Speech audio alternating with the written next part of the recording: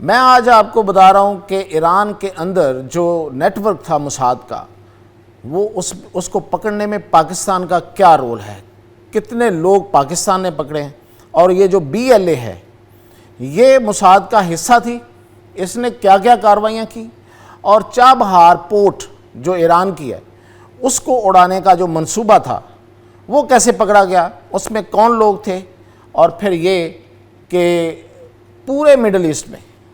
یہ کتنا بڑا نیٹ ورک ہے موساد کا، کتنے لوگ ہیں جو موساد کے نیٹ ورک کا حصہ ہو سکتے ہیں یا ہیں۔ پورے عرب کو، پورے مڈل ایسٹ کو اس پر الرٹ رہنے کی ضرورت ہے، اور وہ کتنے لوگ ہیں، کہاں پہ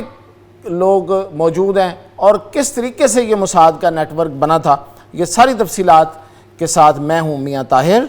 اور اب میں آپ کو لے کے چلتا ہوں اس میپ کی طرف۔ یہ دیکھیں، یہ ایران کا میپ ہے،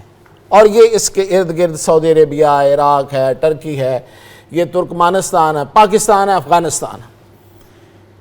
اور انڈیا کہیں بہت دور۔ اس ایران میں آنے والے انڈینز، جو کہ پہلے بھی یہ ذکر ہو چکا ہے کہ وہ چابہار جو ان کی پورٹ ہے اس کو بہانہ بنا کر آئے، کیونکہ ایران کو پاکستان کے گوادر اور اسی طرح یو اے ای کو پاکستان کے گوادر اور خاص طور پہ انڈیا کو پاکستان کے گوادر سے بڑا خطرہ رہا ہے، اور ان کو یہ پورٹ چلتی ہوئی اچھی نہیں لگی۔ اسی وجہ سے انہوں نے چابہار یہاں پہ اس کی جو بندرگاہ ہے اس کو چالو کرنے کے لیے ایک پلان بنا، اور اس میں بھارت نے سب سے زیادہ ایران کو اس کے لیے انسٹیگیٹ کیا۔ اب یہ تو چلو ان کا حق ہے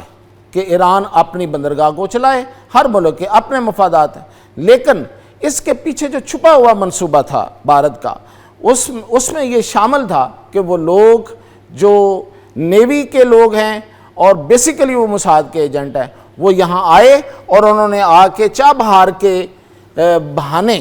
انہوں نے پورا ایک نیٹ ورک بچھایا، اور یہ پاکستان کی سرحد تک وہ زاہدان اور یہ ان ایریا سے یہاں پہ آپریٹ کرتے رہے، اور پھر یہ افغانستان کے ساتھ بھی انہوں نے مل کے پاکستان کے خلاف آپریٹ کیا،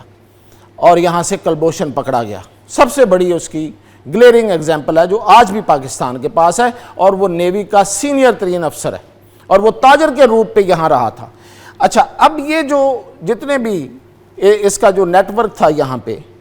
اس میں جو سب سے اہم خبر میں آپ کو دینے جا رہا ہوں کہ یہ جو یہاں پہ چابہار ہے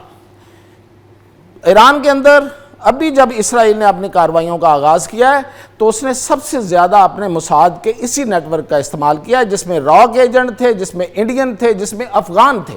اور ظاہر ہے ایران کے اندر سے لوگ بھی تھے۔ لیکن پاکستان نے، میں نے آپ کو بہت پہلے بھی یہ بتایا تھا کہ پاکستان کی جو لیڈرشپ ہے، جب ان کا دورہ ایران ہوا تو انہوں نے ان کے ساتھ سارے نقشے شیئر کیے، سارے لوگوں کی لسٹیں شیئر کی۔ اس کے بعد پاکستان نے ایک آپریشن کا آغاز کیا۔ یہ آپریشن کا آغاز اے پی ایس کی بس کے حملے کے بعد کیا گیا تھا، اس کا نام رکھا گیا تھا فیلکن کلا، یعنی کہ شہباز کا پنجہ۔ اس شہباز کے پنجے نے ان لوگوں کا پیچھا کرنا شروع کیا کہ یہ جو بی ایل اے کے لوگ ہیں جو ایران کے اندر جا کے آپریٹ کرتے ہیں اور ایران سے اس طرف کرتے ہیں، وہ بیسیکلی موساد کا نیٹ ورک تھا۔ تو جب ان کا پیچھا ہوا تو اس دوران ایک بہت بڑا انکشاف ہوا، وہ یہ تھا کہ چابہار بندرگاہ جو ہے اس کو بم سے اڑایا جانا تھا، اور اس کے لیے انہوں نے لوگوں کو جو ساز و سامان فراہم کیا ہوا تھا، اس میں جو پکڑے گئے ہیں 312 لوگ پکڑے گئے اس منصوبے کے حوالے سے، اور یہ تفتان، زاہدان، ایران شہر اور سراوان سے پکڑے گئے۔ یہ جو 312 لوگ ہیں، ان کے قبضے سے 27 سیٹلائٹ فون سے مراد جو سیٹلائٹ کے ذریعے رابطہ کرتا ہے، رستے میں کہیں پکڑا نہیں جا سکتا، اور کوئی 14 ان کے پاس کمرشل ڈرون تھے، اور اس کے علاوہ کرپٹو وائلٹس یعنی کہ کرپٹو کرنسیز کے ان کے پاس اکاؤنٹس تھے، اور اسرائیلی سیٹلائٹ کے ساتھ ان کی 60 پوری یونٹ پکڑے گئے۔ اسرائیلی سیٹلائٹ کے 60 یونٹ ان کے قبضے سے لیے گئے، اور یہ جی لاٹ S-22 جو ان کا سیٹلائٹ ہے اس کے ساتھ یہ کنیکٹڈ تھے، یعنی کہ ان کی جتنی گفتگو ہوتی تھی، جو یہ وہاں پہ انفارمیشن پہنچاتے تھے، وہ GLAD-22 S-22 کے ذریعے جاتی تھی۔ اچھا، اب یہی نہیں ہوا صرف، بلکہ انہوں نے جو ایک میں نے آج دوپہر کو ذکر کیا تھا کہ 8200 یونٹ ہے ایک اسرائیل کا، یہ بڑا خطرناک ان کا انٹیلیجنس کا یونٹ تھا، اسی نے اسماعیل ہانیہ کو نشانہ بنایا تھا۔ اس یونٹ کو ایران کے ایک میزائل نے اب جا کے اسرائیل کے اندر جو ہے اس کو تو تباہ کر دیا ہے، لیکن اس کا ایک فارورڈ آفس ہے، 8200 کا ایک فارورڈ آفس تھا جو سائپرس میں تھا، وہاں سے اس آفس سے یہ جو BLA کے لوگ ہیں ان کو ذمہ داریاں دی جاتی تھیں، اور ان کی ذمہ داریوں میں کیا شامل تھا، یہ آپ حیران ہوں گے کہ یہ جو پاکستان ایران بارڈر پہ جو آٹومیٹڈ آئیڈینٹیفیکیشن سسٹم لگا ہوا ہے، جس کے تحت لوگوں کے آنے جانے میں ان کی پہچان، ان کے یہ جو تھم نیل اور باقی چیزیں ہوتی ہیں جس سے آپ کی پتہ چلتا ہے کہ کون کہاں کا رہنے والا ہے، اور اس کو پھر ویزا یا انٹری دی جاتی ہے، اس سارے سسٹم کی پوری جاسوسی یہ وہاں کر رہے تھے اس نظام کی۔ اور پھر جو تجارت ہوتی ہے اس کا پورے کا پورا ہمارا جو جتنا بھی سسٹم ہے پاکستان اور ایران کا آپس میں، اس کی وہ پوری انفارمیشن وہاں پہ دے رہے تھے۔ اور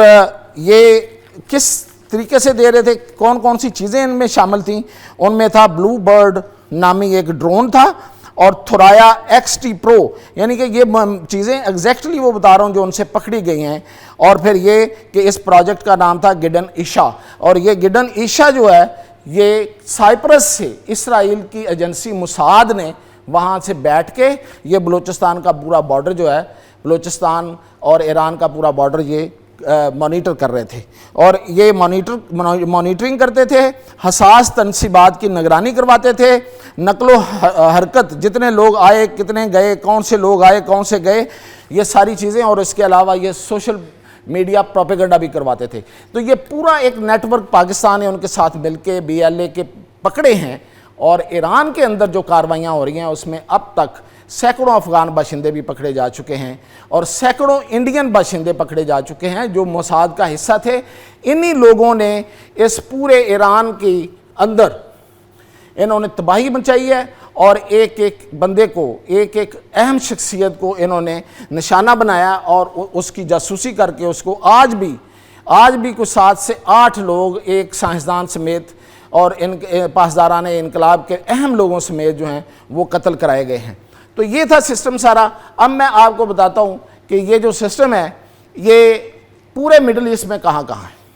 اور کتنے لوگ ہیں۔ یہ دیکھیں، یہ مڈل ایسٹ ہے، اس میں سعودی عرب، قطر، عمان، UAE ہے، عراق ہے، اور اسی طرح اس میں بحرین ہے اور جارڈن ہے۔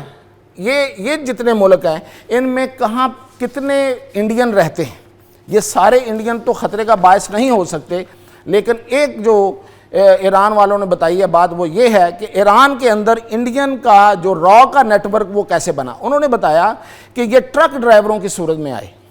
ایران کے اندر، اور انہوں نے اسی طرح اسرائیل سے ٹرک ڈرائیور کی شکل میں آئے کہ ہم ٹرک ڈرائیور ہیں، تو انہوں نے آ کے اپنا پورا نیٹ ورک بچھایا۔ تو یہ جو پورے UAE میں جو لوگ ہیں ان کی، وہ انڈیا میں سے کتنے لوگ جو ہیں وہ پورے UAE میں چھائے ہوئے ہیں، پورے مڈل ایسٹ میں چھائے ہوئے ہیں، وہ کس ملک میں کتنے لوگ ہیں اور ان میں کتنے راگ ہیں کسی کو نہیں پتا۔ تو اس کی میں آپ کو تعداد بتاتا ہوں۔ تو سب سے پہلے تو میں آپ کو بتاؤں کہ عرب امارات جسے UAE کہتے ہیں، اس میں 43 لاکھ بھارتی ہیں، 43 لاکھ بھارتی ہیں، اور یہ بھارت کے جو بیرون ملک لوگ ہیں ان میں سے ان کا یہ 10% ہیں، اور یہ دوسرے نمبر پر ہے۔ یعنی کہ پوری دنیا میں اگر بھارتی کہیں باہر ہیں تو اس کا دوسرا نمبر جو ہے وہ UAE کے اندر ہیں، 43 لاکھ۔ پھر سعودی عربیہ میں 25 لاکھ بھارتی ہیں، اور اسی طرح کویت میں 10 لاکھ بھارتی لوگ کام کرتے ہیں، اور عمان میں 8 لاکھ بھارتی لوگ ہیں، اور اسی طرح قطر میں 7.5 لاکھ بھارتی ہیں، اور بحرین میں 3 لاکھ بھارتی ہیں، اور ایران میں صرف 4337 تھے، صرف 4337 جنہوں نے وہاں پہ تباہی مچا دی۔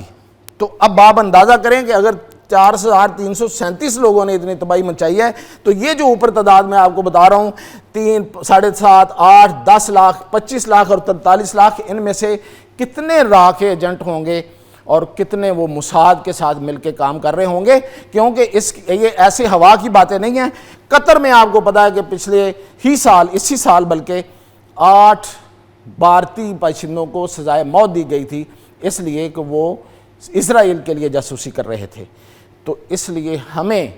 تو ہم نے جو کرنا ہے وہ کرنا ہے, ہم تو اس کو سنبھال لیں گے, لیکن یہ جتنے مڈل ایسٹ والے ہیں, جتنے یہ عرب ملک ہیں, وہ خیال کریں, یہ اندر سے تباہی لاتے ہیں. تو اس نیٹ ورک پہ نظر رکھنے کی بہت ضرورت ہے.